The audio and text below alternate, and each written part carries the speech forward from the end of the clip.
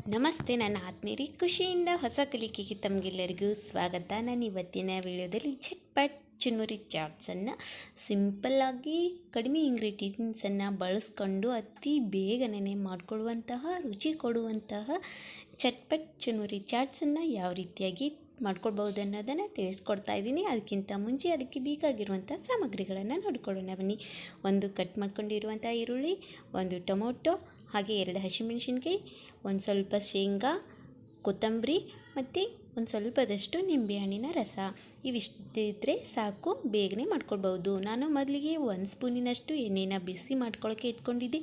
ಎಣ್ಣೆ ಬಿಸಿ ಆದ ನಂತರ ಒಂದು ಅರ್ಧ ಸ್ಪೂನಿನಷ್ಟು ಜೀರಿಗೆ, ಕಟ್ ಮಾಡ್ಕೊಂಡಿರುವಂತಹ ಹಸಿಮೆಣಸಿನ್ಕಾಯನ್ನು ಹಾಕ್ಕೊಂಡು ಚೆನ್ನಾಗಿ ಫ್ರೈ ಮಾಡ್ಕೊಳ್ಳಿ. ಆ ನಂತರ ಇದಕ್ಕೆ ಕಟ್ ಮಾಡ್ಕೊಂಡಿರುವಂತಹ ಈರುಳ್ಳಿನ ಹಾಕ್ಕೊಳ್ಳಿ. ಜಸ್ಟ್ ಒಂದು ಈರುಳ್ಳಿ ಆದರೆ ಸಾಕು. ಒಂದು ಸ್ವಲ್ಪದಷ್ಟು ಹಾಕ್ಕೊಳ್ತಾ ಇದ್ದೀನಿ. ಆ ನಂತರ ಮೇಲ್ಗಡೆನೂ ಕೂಡ ಹಾಕ್ಕೊಳ್ಳೋಕ್ಕೆ ಬೇಕಾಗುತ್ತಲ್ವ, ಅದಕ್ಕೆ ಒಂದು ಸ್ವಲ್ಪ ಇಟ್ಕೊಂಡಿದ್ದೀನಿ. ಆ ನಂತರ ಕಟ್ ಮಾಡ್ಕೊಂಡಿರುವಂತಹ ಟೊಮೊಟೊನ ಹಾಕ್ಕೊಳ್ಳಿ. ಇವೆರಡೂ ಕೂಡ ತುಂಬ ಚೆನ್ನಾಗಿ ಮಿಕ್ಸ್ ಮಾಡ್ಕೊಳ್ಳಿ. ಅಂದರೆ ಪೂರ್ತಿ ಸಾಫ್ಟ್ ಆಗೋದೇನೂ ಬೇಡ, ಸ್ವಲ್ಪ ಸಾಫ್ಟ್ ಆದರೆ ಸಾಕು. ನೋಡಿ, ಈ ಚಾಟ್ಸು ಚಟ್ಪಟ್ ಅಂತ ಮಾಡ್ಕೊಳ್ಬೋದು. ಒಳ್ಳೆ ನಾಲ್ಗೆಗೆ ರುಚಿ ಕೊಡುತ್ತೆ ಅಂತಲೇ ಹೇಳ್ಬೋದು. ಸೂಪರ್ ಆಗಿರುವಂತಹ ಚಾಟ್ಸನ್ನು ಹೇಗೆ ಮಾಡ್ಕೊಳ್ಬೋದು ಅನ್ನೋದು ಈ ವಿಡಿಯೋ ಪೂರ್ತಿ ನೋಡಿದ್ರೆ ನಿಮಗೆ ಗೊತ್ತಾಗುತ್ತೆ. ಆ ನಂತರ ರುಚಿಗೆ ತಕ್ಕಷ್ಟು ಉಪ್ಪನ್ನು ಹಾಕ್ಕೊಂಡು ಚೆನ್ನಾಗಿ ಮತ್ತೆ ಮಿಕ್ಸ್ ಮಾಡ್ಕೊಂಡ್ಬಿಡಿ. ನೋಡಿ, ಈ ಚಾಟ್ಸು ಬೇಗನೆ ಆಗೋದ್ರಿಂದ ಅತಿ ಹೆಚ್ಚು ರುಚಿ ಕೊಡುತ್ತೆ ಅಂತಲೇ ಹೇಳ್ಬೋದು.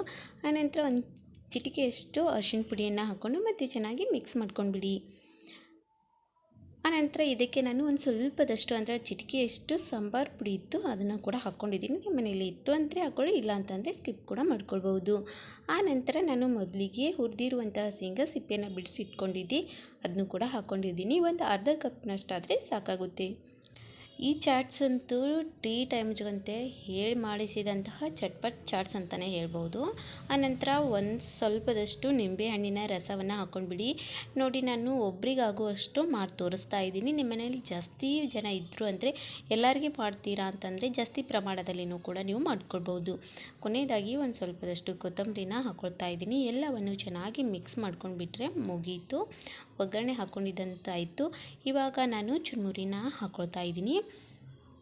ನೋಡ್ಕೊಳ್ಳಿ, ಇಷ್ಟು ಒಗ್ಗರಣೆ ಹಾಕಿದ ನಂತರ ನೀವು ಮೊದಲಿಗೆ ಇರುವಂತಹ ಚುನ್ಮುರಿಯನ್ನು ಮೇಲ್ಗಡೆ ಹಾಕ್ಕೊಂಡು ಚೆನ್ನಾಗಿ ಮಿಕ್ಸ್ ಮಾಡ್ಕೊಂಡ್ಬಿಟ್ರೆ ಮುಗೀತು. ಚಟ್ಪಟ್ ಚುನ್ಮುರಿ ಚಾಟ್ಸ್ ರೆಡಿ ಆಗಿಬಿಡ್ತು ಅಂತಲೇ ಹೇಳ್ಬೋದು. ನೋಡಿದ್ರಲ್ವ ಚಟ್ಪಟ್ ಚುನ್ಮುರಿ ಚಾಟ್ಸ್ ಯಾವ ರೀತಿಯಾಗಿ ಕೇವಲ 5 ನಿಮಿಷದಲ್ಲಿ ರೆಡಿ ಆಗಿಬಿಡುತ್ತೆ. ನೋಡು, ಮಕ್ಕಳಿಂದ ಹಿಡಿದು ದೊಡ್ಡೋರ್ವರೆಗೂ ಕೂಡ ಈ ಚಟ್ಪಟ್ ಚುನ್ಮುರಿ ಚಾಟ್ಸ್ ಎಲ್ಲರೂ ಕೂಡ ಇಷ್ಟಪಟ್ಟು ತಿಂತಾರೆ ಅಂತಲೇ ಹೇಳ್ಬೋದು. ಒಂದು ಸಲ ಮಾಡಿಕೊಟ್ರೆ ಮುಗೀತು, ಪದೇ ಮಾಡಿ ಅಂತ ಹೇಳ್ತಾರೆ, ಅಷ್ಟೊಂದು ಚೆನ್ನಾಗಿರುತ್ತೆ. ಇವಾಗ ಒಂದು ಪ್ಲೇಟ್ಗೆ ನಾನು ಸರ್ವ್ ಮಾಡ್ಕೊಳ್ತಾ ಇದ್ದೀನಿ. ಸರ್ವ್ ಮಾಡ್ಕೊಂಡ ನಂತರ ಇದಕ್ಕೆ ನೀವು ಅಲಂಕಾರಕ್ಕಾಗಿ ಒಂದು ಸ್ವಲ್ಪ ಮೇಲ್ಗಡೆ ಕೊತ್ತಂಬರಿ ಮತ್ತು ನಿಮ್ಮ ಮನೆಯಲ್ಲಿ ಸೇವಾ ಇತ್ತು ಅಂತಂದರೆ ಹಾಕ್ಕೊಳ್ಳಿ, ಇಲ್ಲ ಅಂತಂದರೆ ಸ್ಕಿಪ್ ಕೂಡ ಮಾಡ್ಕೊಳ್ಬೋದು. ಇದ್ದರೆ ತುಂಬ ಚೆನ್ನಾಗಿರುತ್ತೆ. ಇಲ್ಲ ಅಂತಂದರೆ ಚಿಪ್ಸ್ ಇರುತ್ತಲ್ವ, ಅದನ್ನು ಕೂಡ ನೀವು ಮೇಲ್ಗಡೆ ಹಾಕ್ಕೊಂಡು ತಿಂತಾ ಇರ್ಬೋದು. ಇಲ್ಲ ಸೇವ್ ಕೂಡ ಹಾಕ್ಕೊಳ್ಳಿ, ಯಾವುದಾದ್ರೂ ಇದ್ದರೂ ನಡೆಯುತ್ತೆ. ಇದೇ ಬೇಕಂತೇನಿಲ್ಲ, ನೀವು ಸೇವ್ ಆದರೂ ಹಾಕ್ಕೊಳ್ಬೋದು, ಇಲ್ಲ ಚಿಪ್ಸ್ ಆದ್ರೂ ಕೂಡ ಮೇಲ್ಗಡೆ ಹಾಕ್ಕೊಂಡು ತಿನ್ಬೋದು. ತುಂಬಾ ಚೆನ್ನಾಗಿರುತ್ತೆ. ಹೀಗೆ ಮುಂದಿನ ಹೊಸ ವಿಡಿಯೋಗಾಗಿ ಕಾಯ್ತಾ ಇರಿ. ಖುಷಿಯಾಗಿರಿ, ಸದಾ ಹೊಸದನ್ನು ಯೋಚಿಸ್ತಾ ಇರಿ. Thank you.